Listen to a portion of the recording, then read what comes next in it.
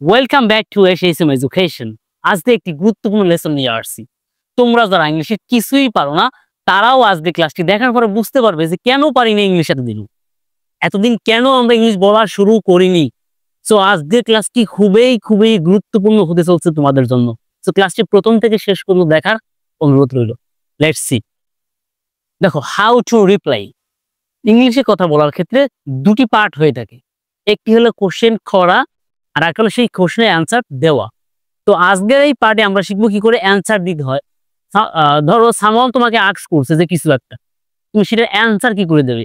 আজকের এই ক্লাসটি দেখার পর যে কোনো ব্যক্তি, যদি সে নেটিভ স্পিকারও হয়, সেও যদি কোনো প্রশ্ন তোমাকে করে থাকে, তুমি সেই প্রশ্নের উত্তর দিতে পারবে এবং তোমার কাছে আজ থেকেই মনে হবে যে ইংলিশটা আসলেই খুব সহজ। So let's see. দেখো, হাউ টু রিপ্লাই। কেউ প্রশ্ন করলে আমাদের উত্তর দিতে হয়, সেক্ষেত্রে কি কি বিষয় আমাদের মাথায় রাখতে হবে। ফার্স্ট অফ অল আমাদের মাথায় রাখতে হবে, দেখো এখানে কি নোটস দেওয়া আছে। তাহলে টেন্স ঠিক রাখতে হবে। ফার্স্টে তোমাকে ওই ব্যক্তি যে টেন্সে প্রশ্ন করবে, যে টেন্সে, সেটা প্রেজেন্ট ইনডেফিনিট হোক, present continuous, present perfect, any, তোমাকে সেই টেন্সটি মেনটেন করতে হবে। সাবজেক্ট এবং ভার্ব ওই প্রশ্ন থেকে নিতে হবে, অর্থাৎ ওই সাবজেক্টে যে ভার্বকে ইন্ডিকেশন দেওয়া হবে, যে ভার্বকে মেনশন দেওয়া হবে, ওই ভার্বটাকে নিতে হবে এবং ওই সাবজেক্টকে নিতে হবে। ওকে। আর টোটাল যে আমাদের স্ট্রাকচারটা হবে এমন, অর্থাৎ সাবজেক্ট প্লাস ভার্ব, এরপর তুমি যেটা বলতে চাও ওই কোশ্চেন অনুসারে যেটা তুমি অ্যান্সার দিবে সেটা। সো লেটস সি, আমরা একটু প্র্যাকটিক্যালি দেখি। সাপোজ তোমাকে কেউ জিজ্ঞাসা করছে হোয়াট ইজ হি ইটিং, যে সে কি খাচ্ছে, সে কি খাচ্ছে। তুমি ধরো কিছু জানো না, একদম নাথিং। দেখো, যে কাজ করে সে ব্যক্তি, যে কাজ করে সে কর্তা, এখানে হি হলো কর্তা, মানে সাবজেক্ট, আর এটা অক্সিলারি ভার্ব, এটা হলো মেইন ভার্ব। ওকে।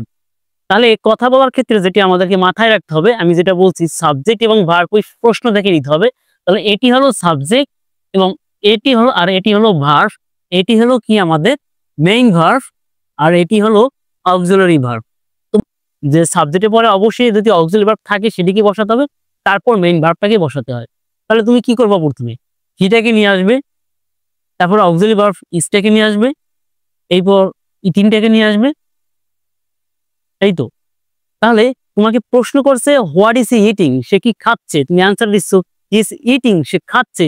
কি খাচ্ছে, যে জিনিসটা চাবে, এই এখানে যেটা আমি বলছি, তুমি যেটা বলতে চাও বা ওই কোশ্চেনে যেটা চাবে সেটা উল্লেখ করতে হবে।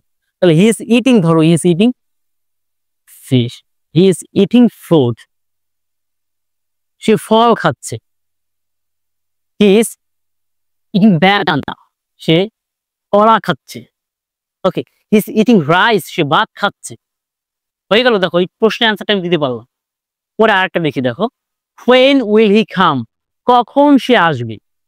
তাহলে সাবজেক্ট এ শ্যাল উইল, এগুলো কি অক্সিলারি ভার্ব, ওরা হচ্ছে অক্সিলারি, এটা হলো মেইন ভার্ব।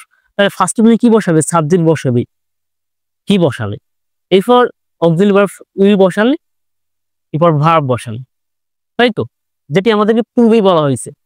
তাহলে he will come, when will he come, তাহলে অ্যান্সার হবে এটা হি উইল কাম, ধরো at 9:30, সে 9:30 সময় আসবে। He will come at 9:30। when, এখন যদি বলা হয় when will he go, সে কখন যাবে, তাহলে he will go at 5 PM, 5 AM, anything. দেখো কতটা সহজ প্রশ্নের অ্যান্সার দেওয়া। প্রশ্ন করাটা একটু ডিফিকাল্ট, বাট প্রশ্নের অ্যান্সার দেওয়া আসলেই খুব সহজ। তারপর দেখো, আর ইউ স্টুডেন্ট, তুমি কি ছাত্র। তাহলে ইউ, এই ইউ কাকে ইন্ডিকেশন দিচ্ছে, তোমাকে, মানে আমাকে, যাকে প্রশ্ন করছে। তাহলে এখানে সাবজেক্ট কি আসবে, ইউ না আসে, এই ক্ষেত্রে আসবে আর কি আই। কারণ দেখো, আর ইউ স্টুডেন্ট তোমাকে বলা হয়েছে, তাহলে অ্যান্সারটা তো তুমি দেবে বা আমি দেবো। এখানে যেহেতু আমি এটা পড়তেছি, তার মানে এখানে বলতে হবে যে এটা আমাকে জিজ্ঞাসা করছে। তাহলে আর ইউ স্টুডেন্ট, তুমি ফার্স্টে দিলে ইয়েস, ইয়েস, সাবজেক্ট ইউর জায়গায় কি আসবে, আই আসবে, এরপরে আর চলে আসবে, বাট আই এর পরে কিন্তু আর বসে না, কি বসাতে হয়, এম বসাতে হয়। ইয়েস, আই এম স্টুডেন্ট, হ্যাঁ আমি ছাত্র।